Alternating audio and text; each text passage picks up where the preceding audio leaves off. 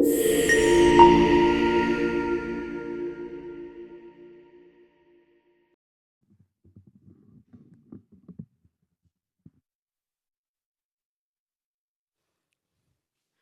buenos días. Qué gusto volverlos a ver, sobre todo porque podemos reunirnos con un propósito. Y este propósito lo hemos estado viendo en este estudio de Filipenses. Mi hermano Liberto hace rato, antes de iniciar el último canto de Por Fe, comentaba después de la lectura bíblica que es un anhelo del corazón que terminemos de estudiar Filipenses y tengamos un amor apasionado por conocer a Cristo. ¿Y qué creen? De eso se trata Filipenses. De eso se trata Filipenses. De tal manera que al final, al terminar Filipenses, podamos vislumbrar las cosas que eran para nosotros un tesoro enorme, visualizadas en este plano, en este contexto, en nuestro caminar día a día. Y esos ídolos que tenemos por naturaleza, que la mente y el corazón insisten en buscar ídolos acá, Cristo termine brillando más y más, y que podamos apasionarnos más por esa persona. Entonces, ¿por qué no, en sintonía con esto, te pones de pie y pidamos a Dios, ahí en tu lugar, ahí de pie, pidamos a Dios que quite la venda de nuestros ojos y que al estudiar este pasaje podamos ver a Cristo glorioso, a Cristo como este tesoro, como esta perla preciosa, y podamos advertir de estas maravillas que Dios tiene para con nosotros. Inclina tu rostro y oramos. Gracias, Padre, por esta mañana. Gracias porque has permitido en tu soberanía y en tu plan perfecto de traer a tu iglesia hoy a escuchar la palabra, a gloriarse en los cantos y sobre todo gloriarse en aquel al que cantamos, que es nuestro Salvador Jesucristo.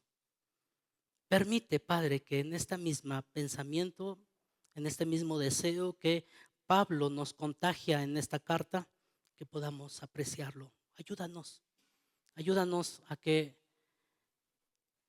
nuestro espíritu se agudice al punto de ver ese tesoro. Y a mí, Padre, ayúdame en esta mañana a que hable de tu palabra y que no sea torcida y que no sea impulsada por deseos y meramente emociones carnales, sino más bien tu palabra y tu Santo Espíritu. Confiamos que tu Espíritu Santo está aquí, de hecho mora en nuestras vidas, y podamos estar seguros de que tú nos guías. Así que haz tu obra. En Cristo Jesús te lo pedimos. Amén. Toma tu lugar.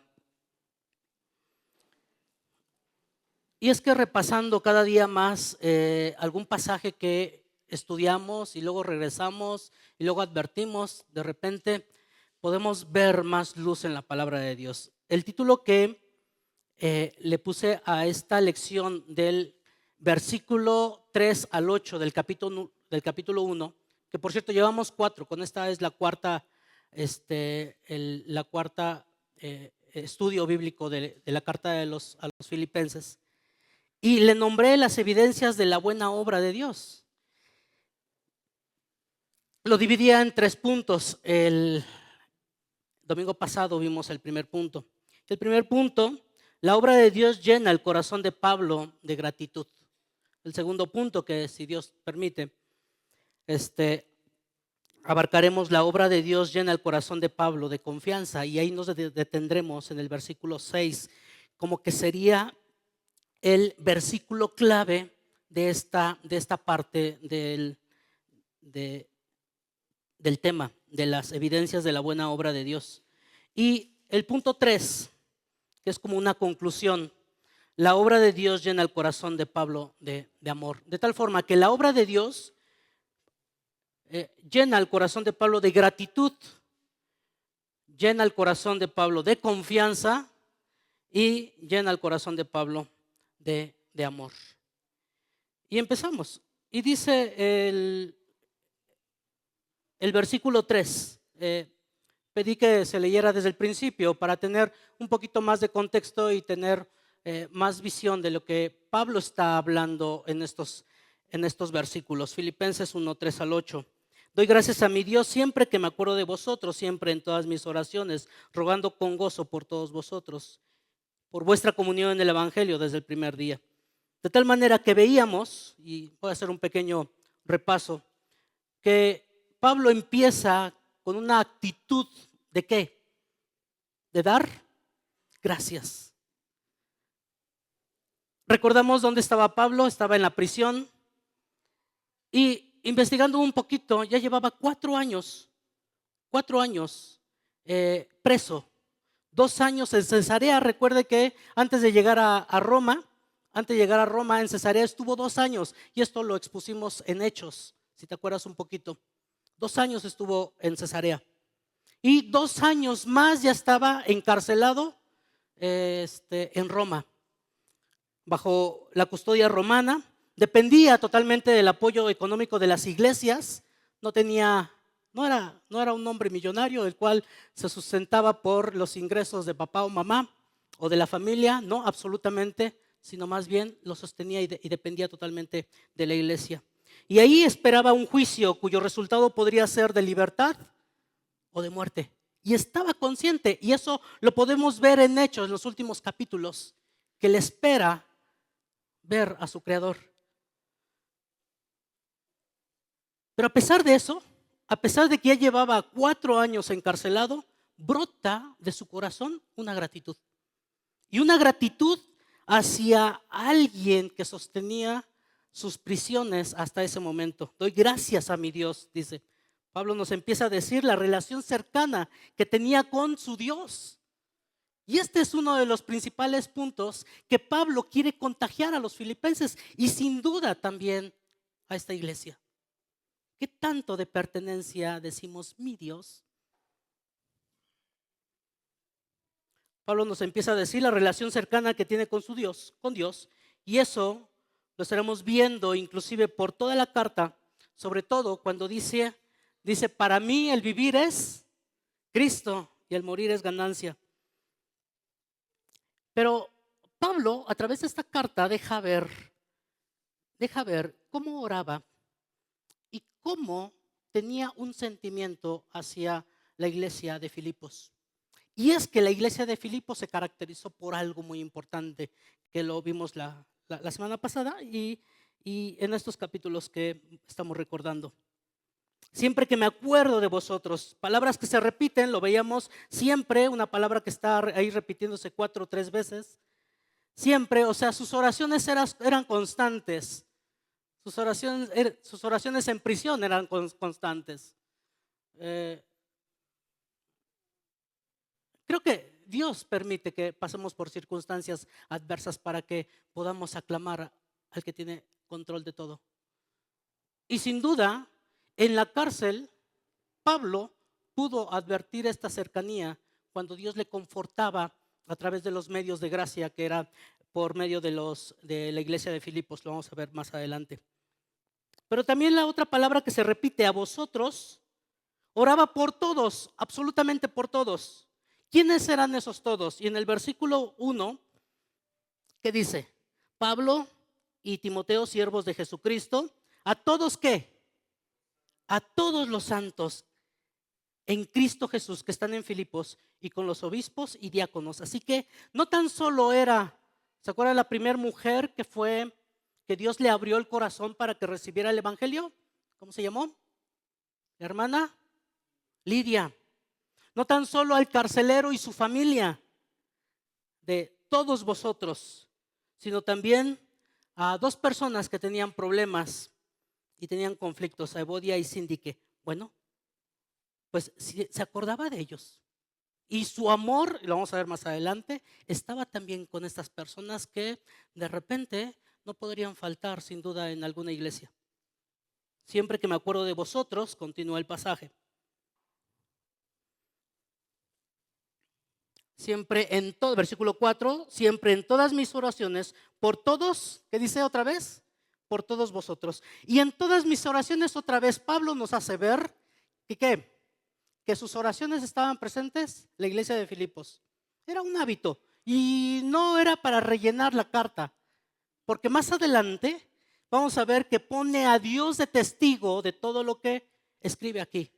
Era un hábito para él orar por todos los filipenses y era un ritmo de comunión con Dios. Porque esa es la característica de la comunión con Dios, que cuando tienes comunión con Dios, lo único que frota de tu corazón, ¿sabes qué es? Gratitud. Sus recuerdos de los filipenses lo conducían a la oración, y la oración vuelve a llenar de memoria sus gratitudes. ¿Qué piden en sus oraciones? Eso lo vamos a ver en la siguiente semana, específicamente por qué ora. Pero sus ruegos eran con una característica. ¿Con qué? Dice. En el versículo 4, siempre en todas mis oraciones, ¿qué? Rogando con gozo por todos vosotros.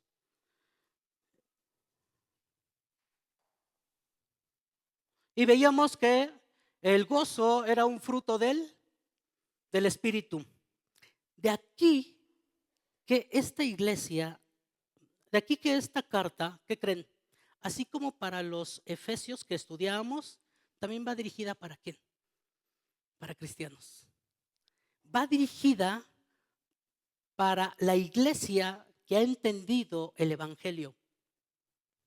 Si de repente te hace incomodidad de las cosas que encuentres aquí, porque no las entiendes, quizás sea porque aún no has entendido el evangelio. Pero rogando con gozo es un fruto del Espíritu que lo estudiábamos en Hechos, en Efesios, perdón, lo estudiamos en Efesios, y que el Espíritu Santo que llega a nuestra vida a sellarnos y a morar en nosotros. Entonces, por eso el gozo es un fruto del Espíritu, mas el fruto del Espíritu es amor, gozo, ¿se acuerdan? Paz. Es una evidencia de la obra del Espíritu.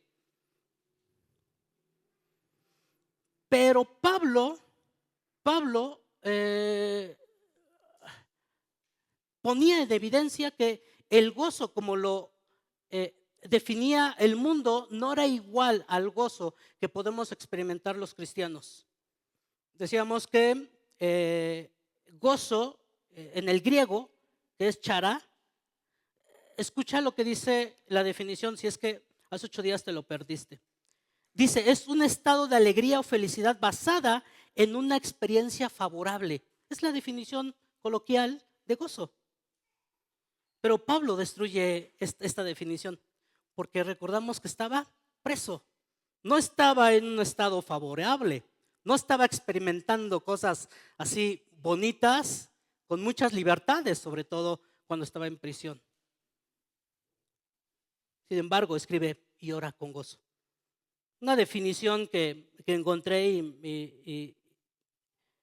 y pude deleitarme en esta. Dice, el gozo es la satisfacción profunda y permanente. Fíjate, el Espíritu Santo jamás se va a salir de ti. Si eres sellado, ahí está el propósito. Profunda y permanente que el Espíritu Santo produce en el creyente al contemplar, fíjate, no simplemente el gozo sale porque ya eres cristiano. No. Y aquí otra vez, ¿cómo empecé? Dios permita que podamos ver a Cristo como nuestro mayor tesoro que todas las cosas que perecen. Produce en el creyente el contemplar quién es Dios, lo que Cristo ha hecho y las promesas que Él ha dado, independientemente de las circunstancias. Así que el gozo nunca está unido a la ausencia de problemas, nunca está unido inclusive a la prosperidad. El gozo siempre está unido al Señor Jesucristo, unido al Evangelio que lo estamos viendo y siempre está unido a la obra de Dios. Y hacía una pregunta: ¿qué está compitiendo con el gozo que reclama tu corazón? Porque la respuesta le revelará dónde está puesto tu tesoro. En los bienes de este mundo, en la felicidad pasajera, tu felicidad permanente en tu cónyuge, tu felicidad permanente en tus hijos, en tu trabajo, en tu seguridad. ¿Dónde está compitiendo el gozo en tu corazón? Si nuestro gozo dependiera únicamente de salud, de trabajo, de dinero o de circunstancias, ese gozo desaparecerá, y te lo prometo. Porque cuando esas cosas cambien, entonces tu gozo también va a desaparecer. Si no está puesto en Cristo, entonces tu gozo no es verdaderamente el gozo que disfrutaba el apóstol. Pero si nuestro gozo descansa en la obra de Dios, entonces podría permanecer inclusive en medio del sufrimiento. Versículo 5. Por vuestra comunión en el Evangelio desde el primer día hasta ahora. Y Pablo da gracias a Dios por esto, por vuestra comunión. Otra vez, está involucrando a todos, inclusive a quién. Vuestra comunión, ¿te suena? ¿Quién no aparentemente estaba en comunión? ¿Evodia? ¿Y?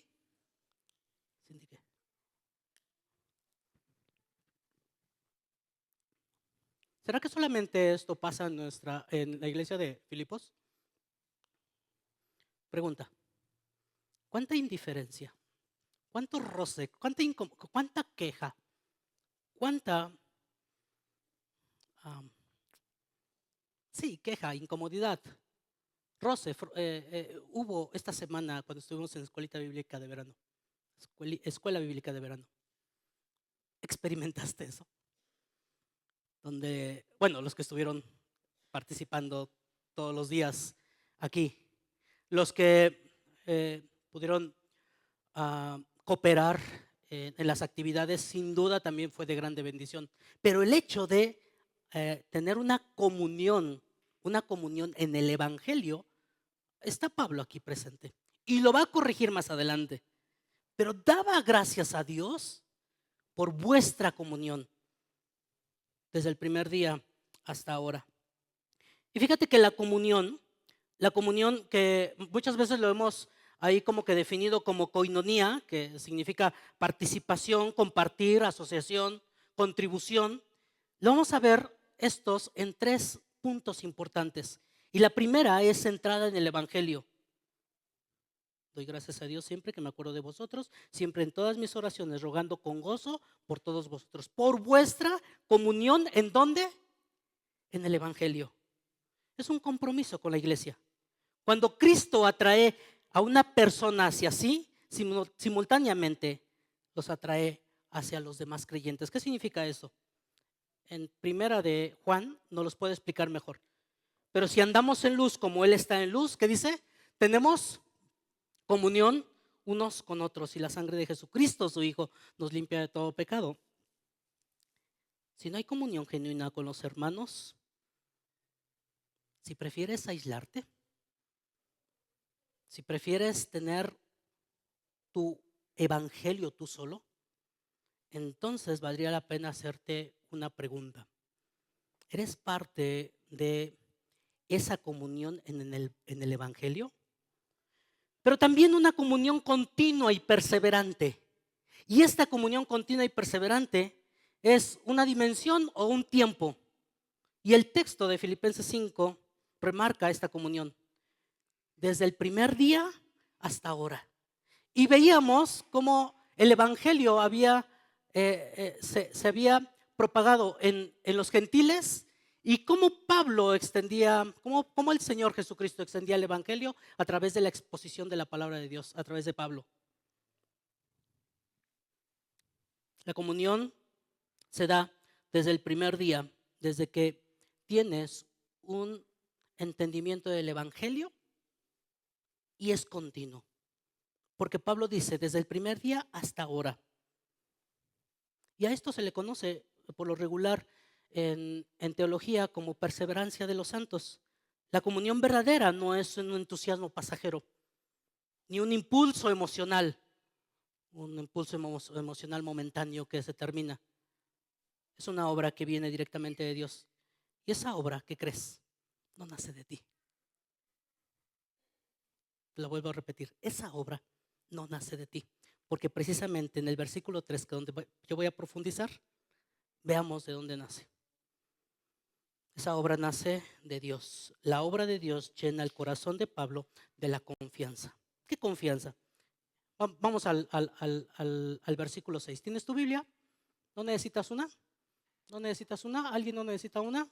Si necesitas una, levanta la mano, allá atrás te proporcionarán una. Estando persuadido de esto, que el que comenzó en vosotros la buena obra la perfeccionará hasta el día de Jesucristo. Estando persuadido de esto. ¿De qué está persuadido? Lo que está diciendo aquí Pablo es algo así como, o más bien, contrario a esto, podría decir, espero no equivocarme. No, no está diciendo eso, espero no equivocarme. Más bien dice, estando persuadido. Y esta palabra, persuadido, expresa una convicción firme. No, no está expresando un deseo, sino está expresando una seguridad. A veces nosotros decimos, ojalá permanezcan unidos y felices siempre, que eso es nuestro deseo con Carito, que no la vemos hoy. Ahí está Carito. Ayer Carito terminó una etapa, que más adelante voy a ocupar otra vez lo que te está pasando. Y de repente podríamos así como humanamente pensar y desear a Carito, esperemos que sigan unidos hasta el último día de su vida. Esperemos que sigan adelante, esperemos que no se aparten inclusive. Y hablando de Carito, hablando de la iglesia, esperemos que no se aparte. Esto no está diciendo Pablo. A pesar de que Pablo había experimentado batallas e incertidumbres, por ejemplo, Demas, ¿te acuerdas en 2 de Timoteo? ¿Qué hizo Demas con Pablo? Dice en 2 de Timoteo, porque Demas me ha desamparado, amando el mundo, y se ha ido a Tesalónica y ha sufrido traiciones. Bueno, a pesar de esto, no dice a los filipenses, espero que sigan unidos en el evangelio. No. Pero ¿por qué habla con tanta seguridad? Porque su confianza no está en eso que podamos ver. ¿Por qué no está ahí? Porque está construida sobre el carácter de una persona. Y esa persona no eres tú. Esa persona es Cristo. El carácter de Dios. Por eso está convencido. Y conoce a su Dios. Dice, mi Dios. Lo conoce. Y conoce cómo ha actuado. Se ha construido en el carácter de Dios, no en las personas. De esto, ¿qué viene hablando en los versículos pasados? Primero habló de la comunión con el Evangelio, versículo 5. Habló de una iglesia que ha permanecido desde el primer día hasta ahora. Ha visto una iglesia perseverante. Ha visto creyentes comprometidos con el Evangelio. Ha visto una fidelidad que se ha mantenido durante 10 años. Durante 10 años. Desde el primer día que llegó a Filipos hasta ese momento que estaba encarcelado, ya habían pasado 10 años. Te dije que 4 años estuvo encarcelado. Lo que pasa es de que Pablo regresó en el tercer viaje a volver a visitar a los filipenses.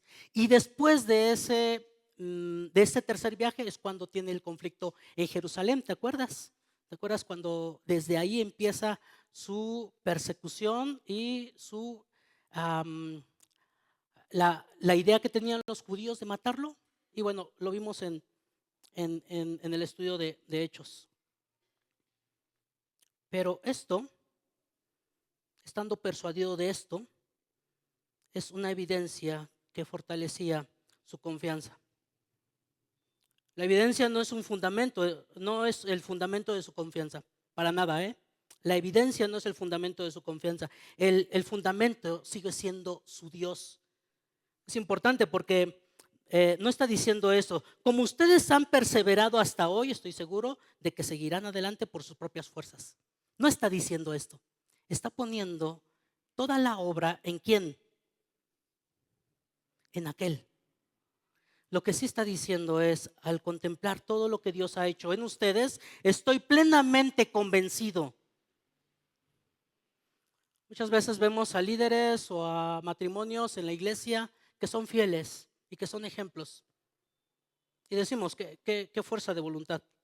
No, no es el hombre. Es Dios tan fiel que tienen ellos. ¿Por qué? ¿Qué dice más adelante? Que el que comenzó en vosotros la buena obra. Y este es el corazón del pasaje. Hasta aquí Pablo nos está permitiendo contemplar la vida de la iglesia. Pero ahora lo que está haciendo es decir, mira, no veas la iglesia. Ve al que sostiene la iglesia. Así que si estás pasando por un problema, que sin duda todos estamos pasando por problemas, no veas cómo los otros prosperan o ver la integridad o la perseverancia o el liderazgo inclusive. No veas a ellos. Ve a Cristo. Y es lo que nos está diciendo aquí Pablo. No te detengas. ¿Te das cuenta por qué empezábamos? Que Dios permita que podamos ver a Cristo glorioso más que a las cosas que están aquí en esta tierra. Que el que comenzó, ¿de quién está hablando? Toda la atención cae al sujeto. ¿Quién es esto? El que comenzó. Pablo quiere que dejes de mirar al hombre. Es natural ver la obra y asombrarnos, qué iglesia tan extraordinaria. Pero justamente en ese momento Pablo interviene y toma nuestras cabezas y dice, ve al cielo, ve al cielo. Mira quién está detrás de la iglesia, porque el protagonista del versículo 6 no son los filipenses, es Dios. No es el escenario, no son los recipientes inclusive. Ellos son la evidencia de que Dios obra maravillosamente. ¿Te acuerdas que te hacía una pregunta? ¿Cómo? Si el apóstol Pablo nos escribiera una carta, ¿cómo estaría orgulloso de nosotros? Los filipenses no son el escenario, son el recipiente, ellos son la evidencia. Pero lee tu Biblia, estando persuadidos de esto, el que es el actor principal, es el que orquesta todo. Él es la fuente, Él es la causa, Él es el que pone en nosotros el querer, ¿cómo? Como el hacer. Porque Dios es y esto lo vamos a ver en el capítulo 2, versículo 13. Dale vuelta a tu Biblia. Porque Dios es el que en vosotros produce el querer como el hacer por su buena voluntad.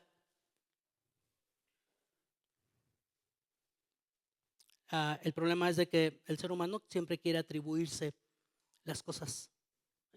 Es así, decaído. Y eso lo veíamos, más bien eso nos los hacía ver Jesús cuando veía a los escribas y a los sacerdotes. Pero Pablo nos recuerda que detrás de toda una verdadera obra espiritual siempre está la mano soberana de Dios. Pablo da gracias a su Dios. Doy gracias a mi Dios, dice versículo 3. El Dios que recibe la gratitud, el Dios que escucha las oraciones, el Dios que produce el gozo, el Dios que sostiene la comunión. Y ahora es el mismo, el que voy a aparecer en este versículo, el Dios que comenzó. Comenzó. Ahora llegamos a un verbo que sostiene toda la esperanza del cristianismo. Si volvemos al nacimiento de Filipos, ¿qué encontramos? ¿Fue Lidia quien abrió primero su corazón? No. De hecho, en Hechos 16:14, no lo abras, yo te lo voy a leer. Dice, entonces una mujer llamada Lidia, vendedora de púrpura de la ciudad de Tiatira, que adoraba a Dios, estaba oyendo y el Señor abrió el corazón de ella para que estuviese atentos lo que Pablo decía. ¿Quién comenzó? Dios.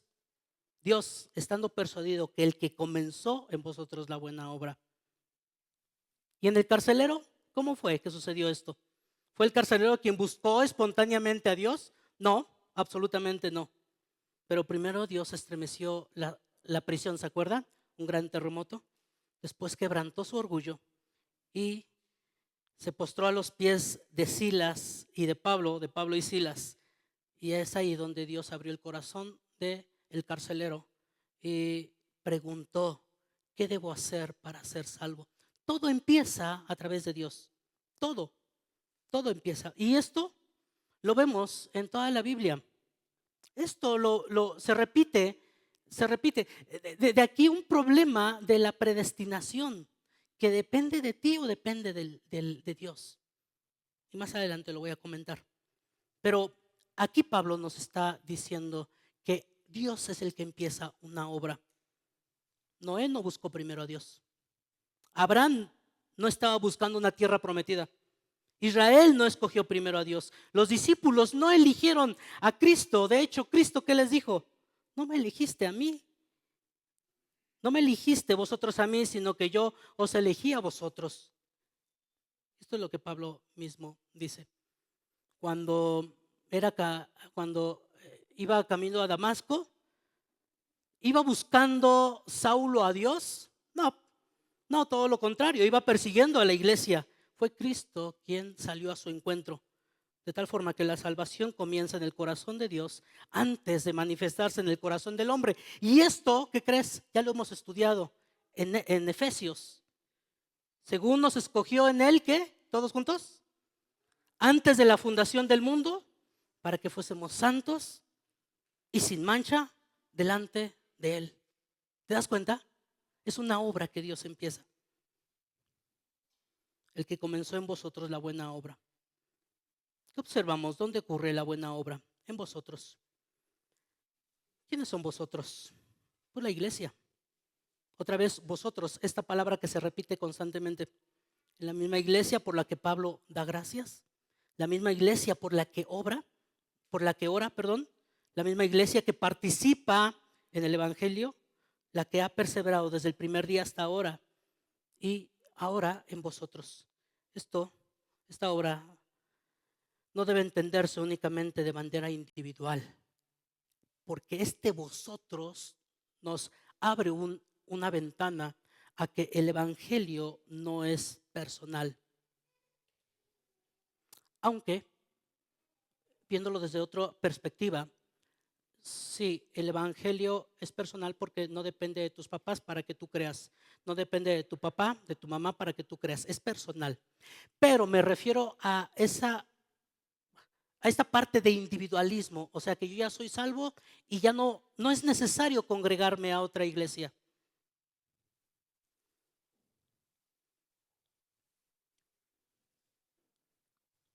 Dios ciertamente obra en cada creyente, pero está creando una comunidad redimida.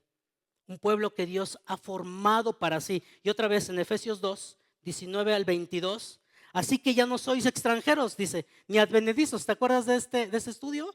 Sino conciudadanos de los santos y miembros de una familia de Dios, edificados sobre un fundamento de los apóstoles y profetas, en quien todo el edificio bien coordinado va creciendo para ser un templo santo en el Señor. ¿Te das cuenta? El Evangelio no es solamente vengo a escuchar la palabra de Dios y me aíslo de la iglesia. El Evangelio va más allá de que Dios te ha redimido y Dios te ha comprado con sangre preciosa. No, también te posiciona en un vosotros, te posiciona en una iglesia. ¿Qué es la buena obra? ¿Qué viene diciendo en el versículo 5? ¿Qué es la buena obra? ¿Qué es la buena obra? Por vuestra comunión, de eso está hablando, de esa buena obra que Dios puso en el corazón de los filipenses, una comunión en el Evangelio. Y en el versículo 7 expande un poquito más esa obra. Doy gracias, ve al versículo 7, al versículo 7.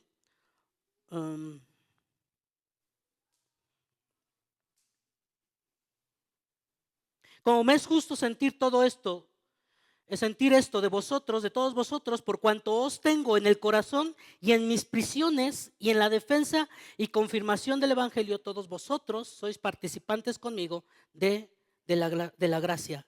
¿Qué dice? De esa obra que son participantes con él mismo, con Pablo mismo. Habla de una iglesia participativa. Habla una iglesia que ama el Evangelio. Habla una iglesia que sostiene el Evangelio. ¿Te das cuenta lo que dice? Y en la defensa y confirmación del Evangelio, todos vosotros sois participantes conmigo de la gracia. De una iglesia que persevera en la comunión del Evangelio. Tiene un propósito en mente. Tu propósito no solamente fue ser salvo e irte al cielo.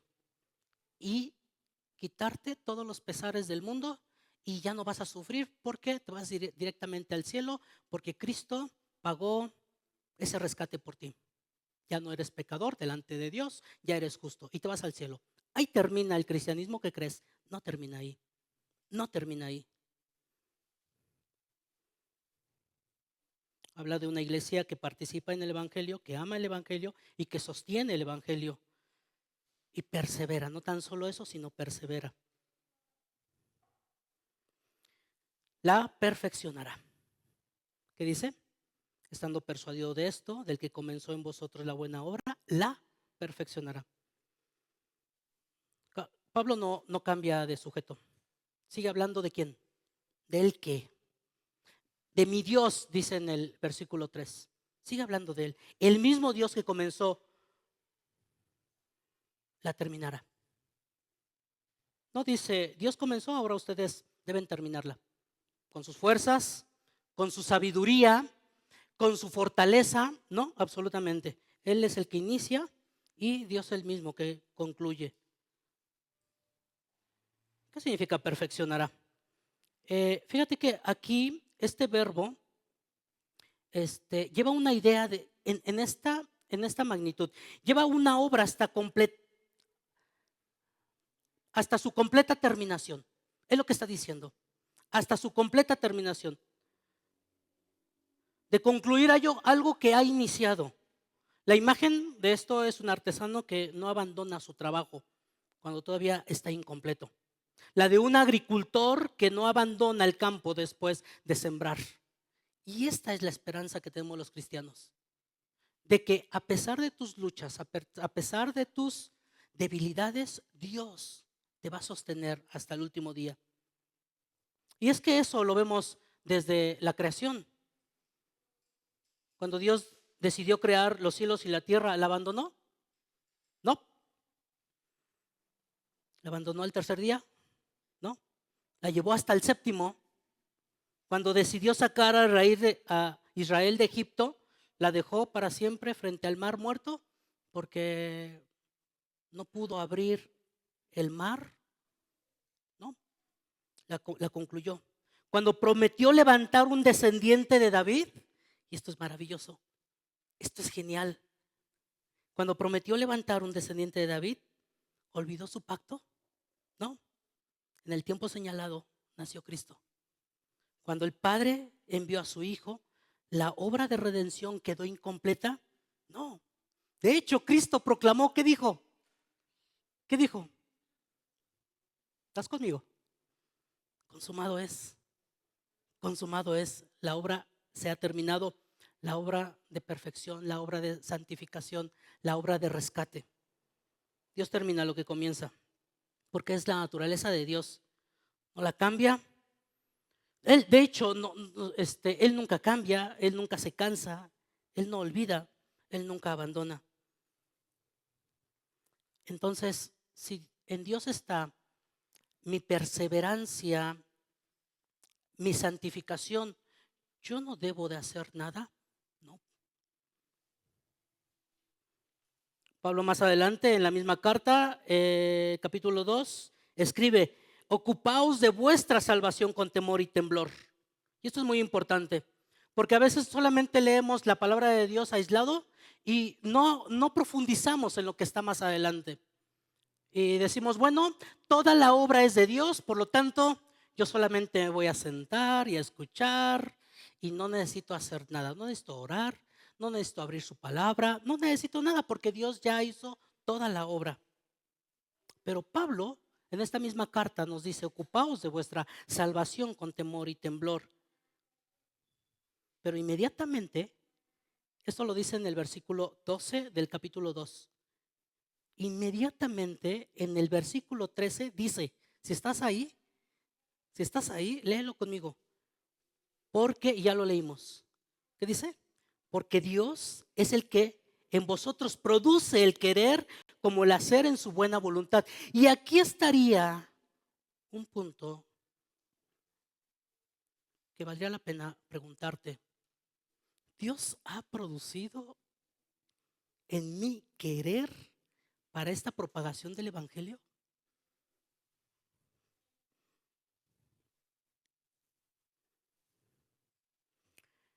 El creyente trabaja, pero Dios produce. El creyente obedece, pero Dios sostiene. El creyente persevera, pero Dios hace posible esta perseveración. ¿Hasta cuándo? ¿Hasta cuándo se va a llevar esta perfección? La obra perfeccionará hasta el día de Jesucristo. Esta es la meta, esta es la consumación. Otra vez, Pablo nos obliga otra vez a mirar al cielo y no mirar acá. No está mirando inclusive su prisión, Pablo, en las circunstancias que estaba. Ahora dirige la mirada hacia el gran día en que toda la historia alcanzará su consumación en Cristo. Y eso cambia totalmente nuestra perspectiva cuando estamos en este mundo batallando continuamente y nos enfocamos más a las cosas de este mundo que perecen a un día. Y todos funcionamos por días, ¿no? Es una cultura que pone fechas. Hace un año, me imagino a Carito que el día del 25 de julio se estaba casando y eso se veía muy lejos. Pues terminó ese día y Carito ayer fue casada por lo civil. Y a Dios gracias por ello. Esperamos un día de graduación, esperamos un día de bodas, inclusive esperamos de repente las vacaciones, el día de jubilación, esperamos el día que termine nuestro proyecto. Pero ¿qué significa el día de Jesucristo? Y fíjate que este día de Jesucristo lo va a estar repitiendo muchas veces el apóstol. Y otra vez, Pablo nos está diciendo, no mires las cosas terrenales, mira a Cristo. En el capítulo 1, el versículo 10, ora para que los creyentes sean, y esto lo vamos a ver de aquí 8 días, sinceros e irreprensibles. ¿Qué dice en tu Biblia? Para el día de Cristo. En el capítulo 2, el 16, vuelve a mencionar ese día, para que en el día de Cristo yo pueda gloriarme de que no he corrido en vano. Toda la obra salvadora avanza hacia un punto específico de la historia. El regreso del glorioso día del Señor. Esto llena de esperanzas nuestro mundo. Porque nuestras luchas tienen un límite. Nuestro crecimiento tiene una meta. Nuestra santificación tendrá un final glorioso. Llegará un día en el que la obra ya no estará en proceso, sino habrá sido completada. Pero fíjate que el propósito no es que escapes de este mundo. Y otra vez quiero que entiendas la posición de Pablo al decir, mira a Cristo. La esperanza cristiana no es escapar del mundo. Muchas veces hablamos del cielo únicamente como un lugar que iremos cuando muramos. Calles de oro, y no, de repente escuchamos canciones así. Pero Pablo habla de algo más grandioso. Habla del día de Cristo. El centro de nuestra esperanza no es un lugar, es una persona. Es ese tesoro precioso. Sí, anhelamos el fin de nuestro sufrimiento. Creo que eso es parte de lo que más adelante va a hablar. que nos gocemos a pesar de las tribulaciones, y Dios permite eso. Pero hay algo más maravilloso, y es anhelar ver a ese Rey de Reyes. Todo Filipenses apunta hacia Cristo. Dice más adelante, porque para mí el vivir es Cristo. En el capítulo 2, 1, si alguna consolación en Cristo. Haya pues en vosotros este sentir que hubo también en Cristo. ¿Te das cuenta? ¿Te das cuenta cómo lo que decía mi hermano apuntaba también a esta realidad? De que podamos ver a Cristo realmente. Y que no sea un mito o una religión o algo de una historia pasajera. Que Dios permita y en tu corazón puedas valorar y puedas atesorar este día de Cristo. En el 3:7 dice, pero cuántas cosas serán para mi ganancia y las he estimado como pérdidas. ¿Por qué? Porque Pablo había encontrado algo más precioso, algo más valioso. Cristo es el tesoro incomparable, porque en todo lo demás se considera como pérdida. Y al final de la carta termina mencionando la fuente de su fortaleza. Todo lo puedo, ¿qué dice? En Cristo que me fortalece. Tus fuerzas no te van a bastar. Tu inteligencia, tu hermosura, tu fortaleza, tu habilidad, se va a terminar un día. Pero Cristo no va a terminar. Todo lo puedo en Cristo que me fortalece. Mi Dios, pues, en Filipenses 4:19, lo sabemos, ¿no? Mi Dios, pues, suplirá todo lo que os falte conforme, fíjate, a sus riquezas en Cristo Jesús. Si tu vida está motivada para hacer tesoros en este mundo, ¿qué crees? No es el lugar adecuado para estar acá. No es el lugar adecuado. Dios en su misericordia permite que gocemos de muchos bienes terrenales. Y a Dios gracias por ello. Pero no es lo máximo que el cristiano está buscando. Y hablando de la venida de Cristo, dice en 3:20 y 21. Quiero que lo leas conmigo.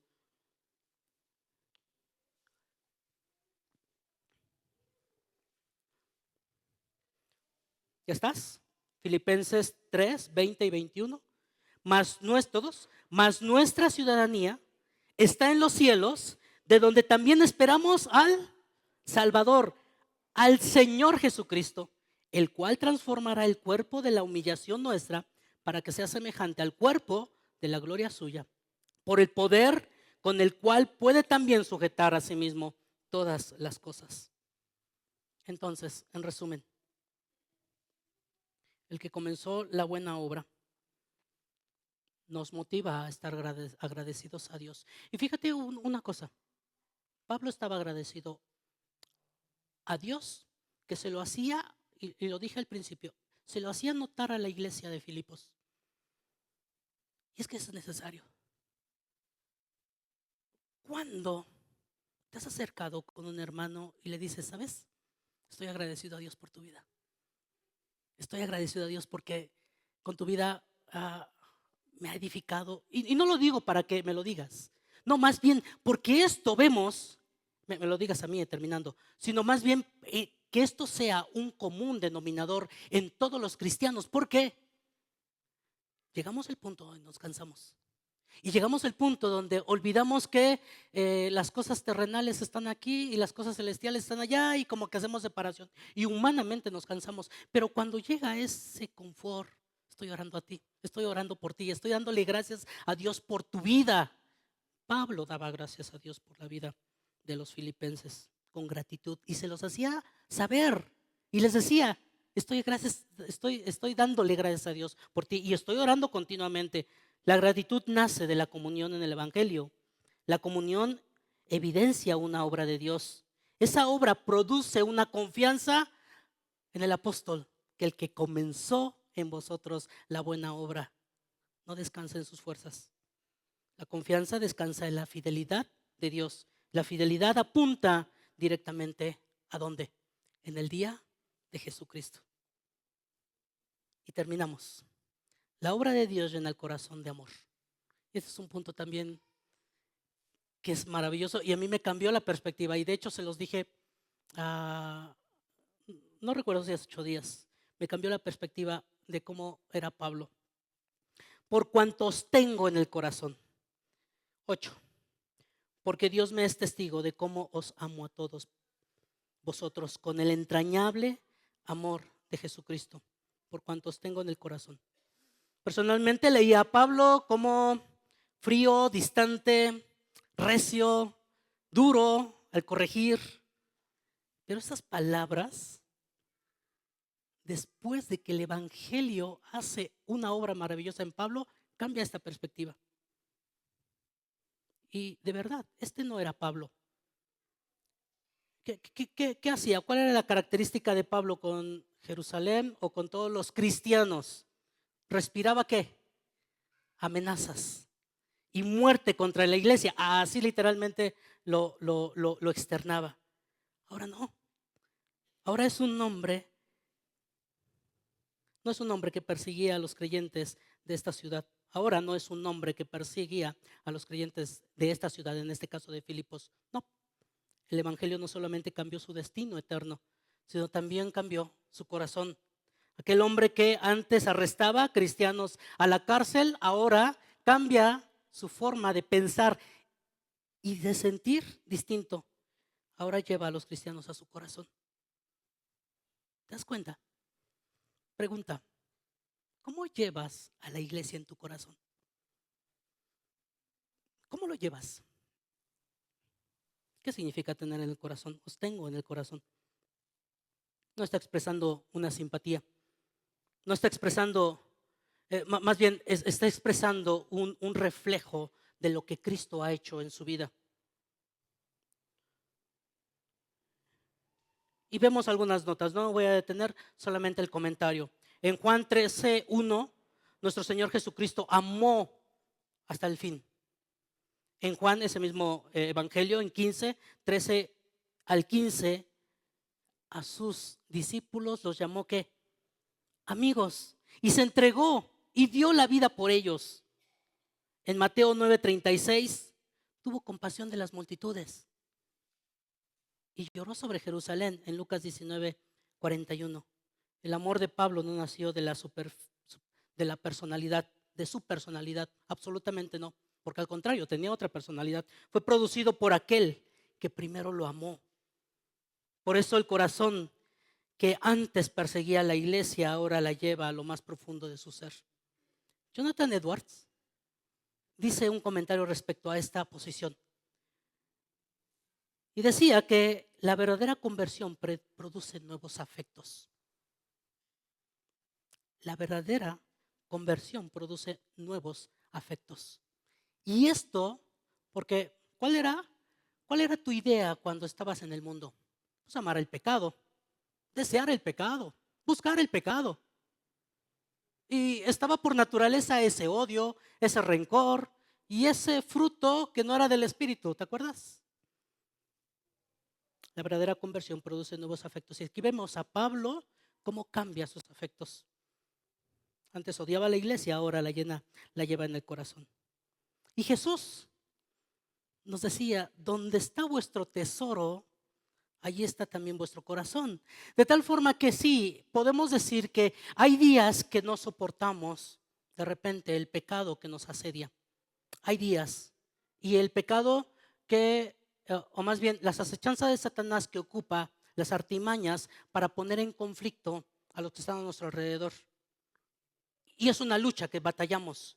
Aquí el punto es, ¿qué tanto somos sensibles para decir, a ver, es que el amor que Dios ha producido en mí ya es otro que no debe permanecer y que ese odio siga permaneciendo en tu corazón? No, al contrario, que pueda salir y que el Espíritu Santo, y que tú seas sensible al Espíritu Santo y que te diga, arrepiéntete y muestra un amor. Pero esto no se puede llevar solo. No se puede llevar solo. Pablo podría responder ante esto de donde está vuestro tesoro, allí está también vuestro corazón. ¿Dónde estaba el corazón? ¿Dónde estaba el tesoro de Pablo? Mi tesoro es Cristo, es lo que decía.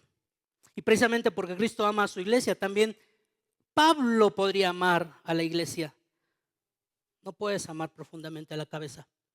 Escucha, no puedes amar solamente a Cristo y permanecer indiferente al cuerpo de Cristo. Porque la iglesia no es simplemente una organización, es la esposa del Cordero, es el cuerpo de Cristo, es el templo del Espíritu Santo, es el pueblo adquirido con sangre preciosa. Así que si de repente no tienes amor hacia tu hermano para venir a orar por él, por cierto, ¿cuántos saben que mi hermano Dani ahorita está en el hospital? No por ella, sino por Danielita. A Dios gracias que confiamos en un Dios soberano. Pero ¿cuánto nos preocupamos por él, por nuestros hermanos? ¿Cuánto los amamos para preguntar, oye, ¿por qué no vino? ¿Por qué no vino? ¿Qué pasa con mi hermano?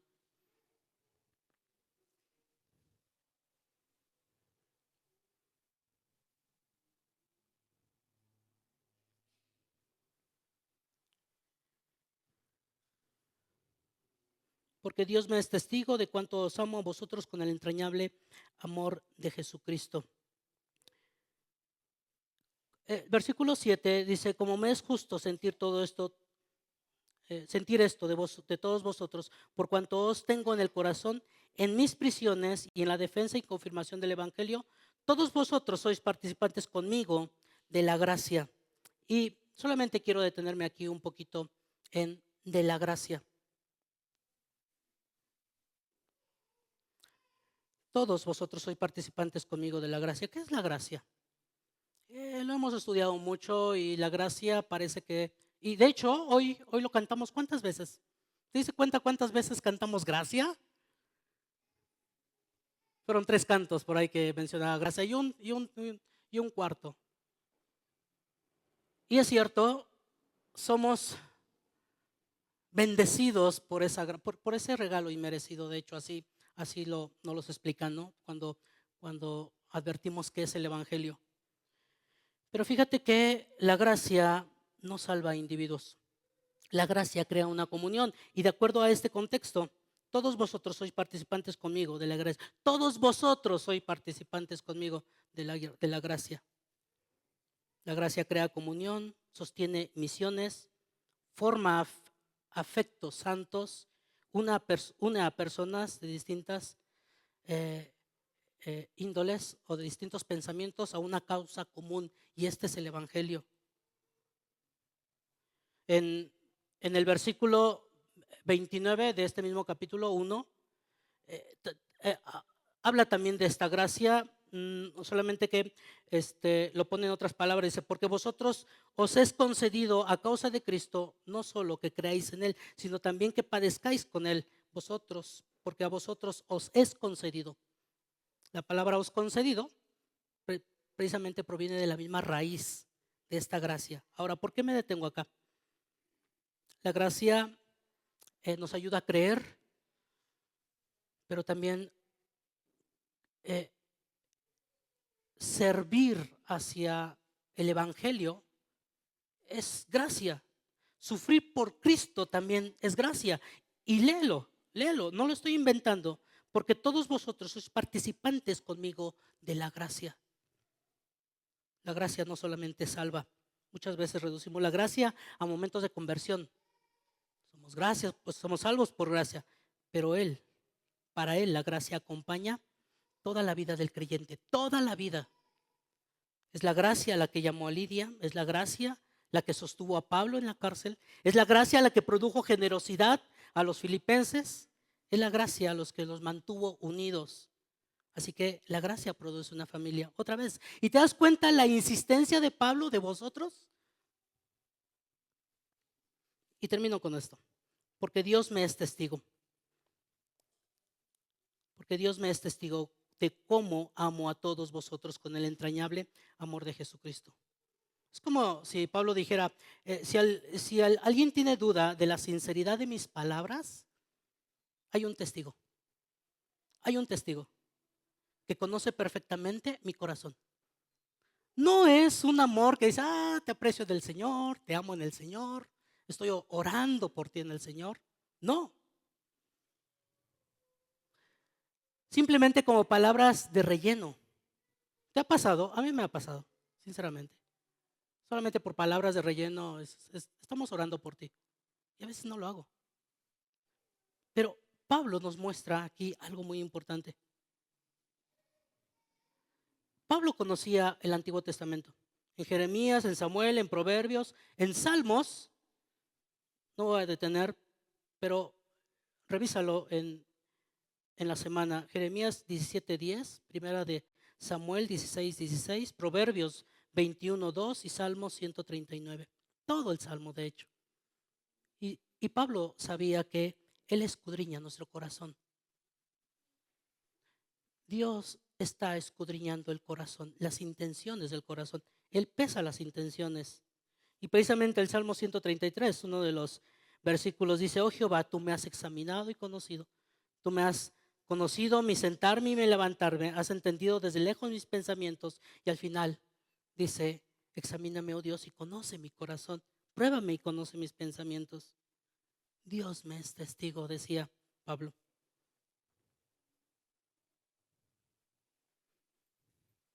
Esto elimina toda la apariencia religiosa. ¿A poco no? Los fariseos y los escribas oraban para ser ¿qué? Vistos y admirados. Daban limosna para recibir reconocimiento. Ayudaban para impresionar. Y todo era apariencia. Pero Pablo no busca una apariencia, busca un testigo. Y el testimonio de Dios. Con el entrañable amor de Jesucristo. Porque Dios me es testigo de cómo os amo con el entrañable amor de Jesucristo. La expresión puede entenderse como un genitivo que señala, fíjate esa definición, me encantó. La expresión puede entenderse como un genitivo que señala origen y pertenencia. Es decir, el amor con el que Pablo ama tiene su fuente en Cristo mismo. Otra vez, ¿te das cuenta dónde cae Pablo? El amor con el que los amo, quiere dar a entender esto, es el amor que Cristo ha producido en mí. Y esto lo aprendió sin duda del Señor Jesucristo. Como el Padre me ha amado, así también yo os he amado. Poco después dice, y este mandamiento os nuevo, os doy, que os améis, ¿qué? Es lo que nos manda el Señor Jesucristo. Nosotros le amamos a Él porque Él nos amó primero, dice Juan. Si Dios nos ha amado así, debemos también nosotros amarnos unos a otros. El amor nace de Cristo. Filipenses 4:1, así que hermanos míos, amados, deseados, gozoso y corona mía, estad firmes en el Señor. Por tanto, mis amados, y otra vez, fíjate este amor que tenía hacia sus hermanos. ¿Cuánto nos cuesta decir te amo? ¿Cuánto nos cuesta decir te quiero con un entrañable amor de Jesucristo? A lo mejor tu posición es que eso no me enseñaron en mi casa. No soy muy expresivo. Pablo pudo disfrutar de esto.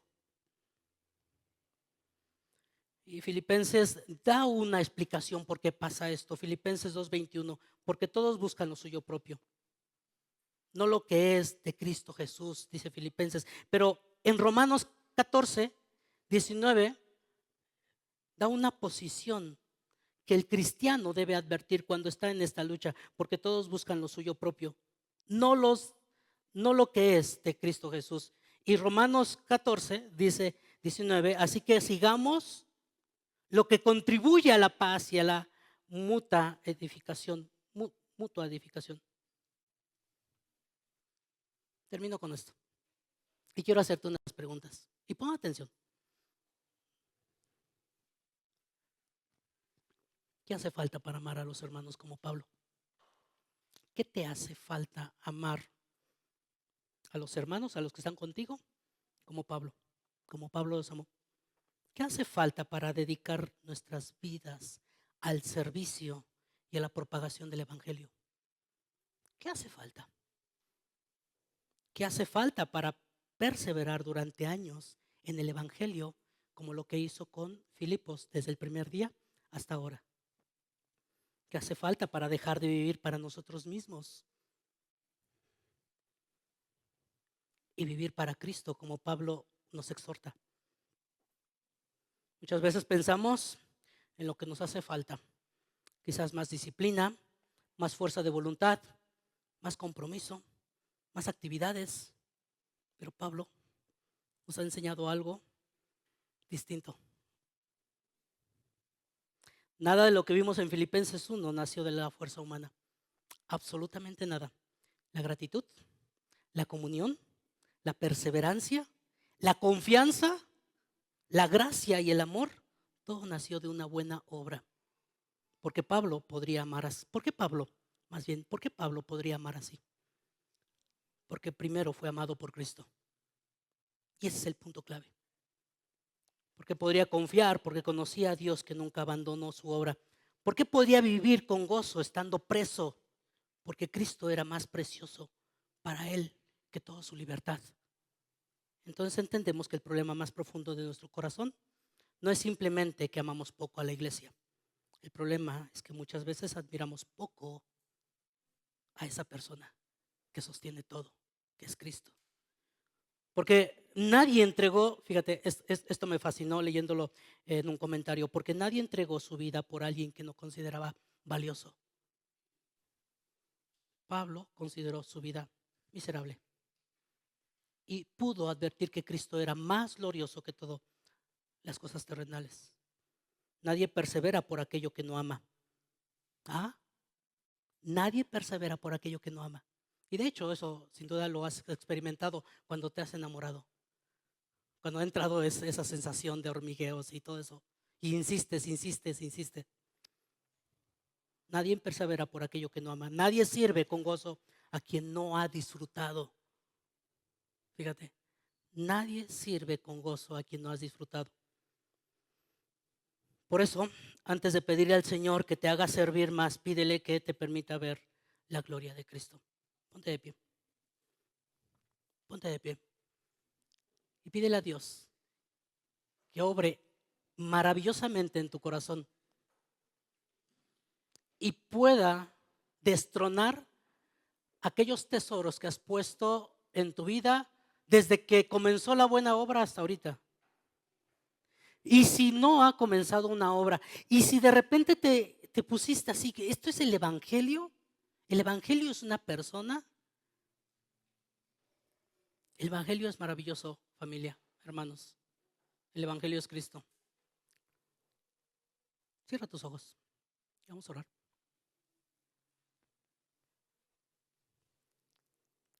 Gracias, Padre, por tu palabra. Gracias porque esto es lo que nos atrae aún más a ti. Las cosas terrenales un día se van a terminar, pero tú, tu Hijo Jesucristo, nuestro Señor, nuestro mayor tesoro va a permanecer.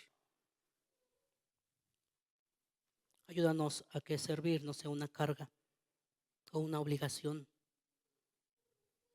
o inclusive sentir pérdidas por atender tu llamado y dejar nuestros negocios.